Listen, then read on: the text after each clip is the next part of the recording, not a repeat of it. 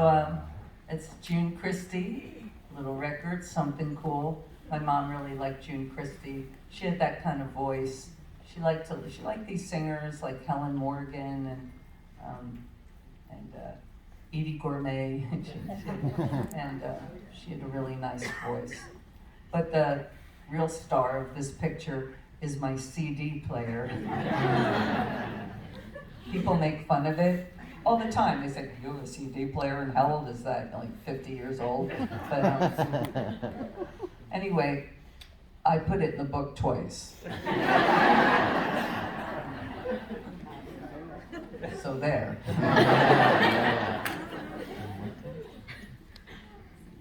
This is a little microcosm of the mess of my life, which, as you can see, is an exciting mess. Beautiful books, a lot of my Polaroids and manuscripts and all kinds of stuff. And I just, being as I showed you my cleaning utensils, I wanted you to see the other side of me.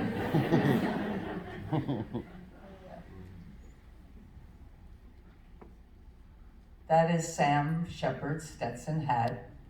And Sam had a lot of hats that he liked, and but that was his favorite. And after he passed away, I went back to his farm in Kentucky one more time, and I was looking at his things and looking at his hat, and it was so him. It was like, it was just a hat, but it was so Sam. I could just see him and feel him in that hat. And what's nice is you can see, just sort of see in the back, there's a postcard picture of Samuel Beckett tacked on the wall. And Sam wasn't like a hero worship kind of guy, he just was his own man, but he just loved Beckett. And I just thought it was so touching to see that he had tacked a picture of Beckett on his wall.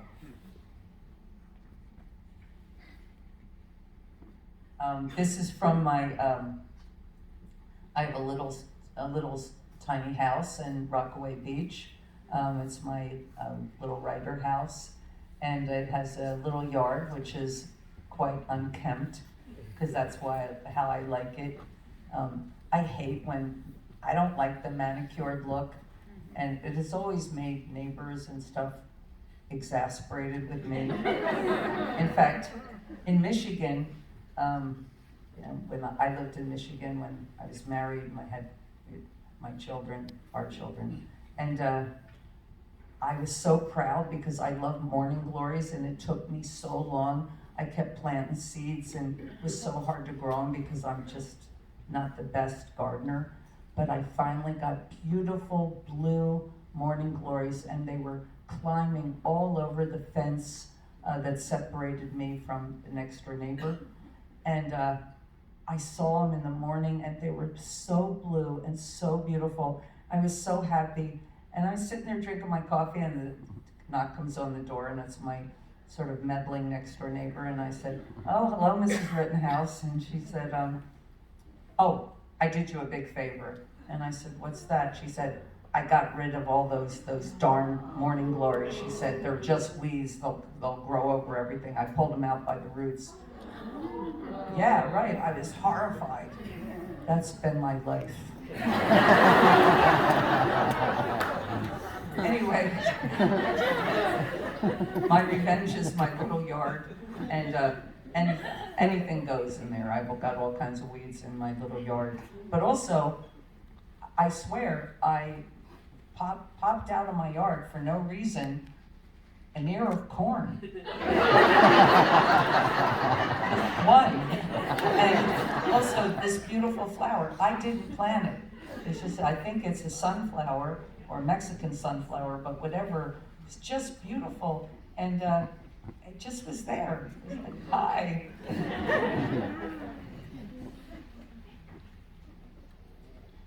My father loved birds, and we moved to South Jersey, and we had a little house and a backyard, and he would feed the bird. For decades, he fed the birds, and that was his private time. He just went out, because we had a sort of a long, big backyard, and he would go at the end of the yard and feed the birds.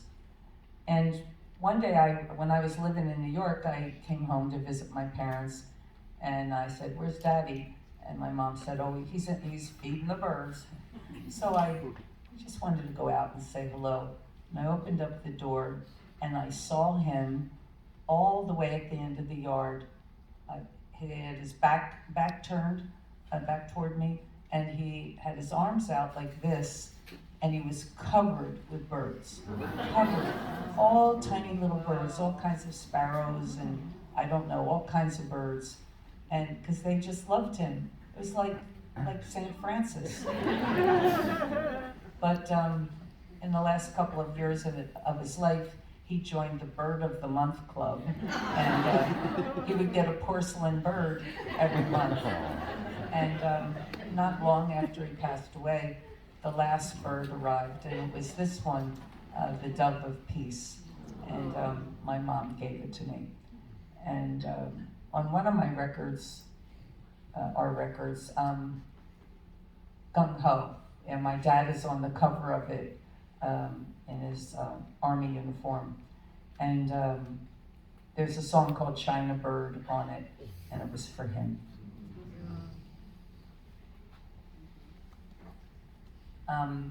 This is the guitar of my late and most beautiful husband, Fred Sonic Smith. Fred was a great guitarist and a revolutionary guitarist.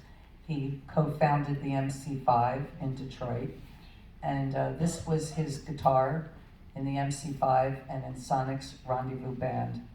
And now I am the shepherd of this guitar, and no one can play it except our son. But I thought it would be nice if people got to see it, because it's so special, and so special to our cultural voice. And it's a Mosrite with custom pearl finish, as he told me. I'm going to revisit these questions.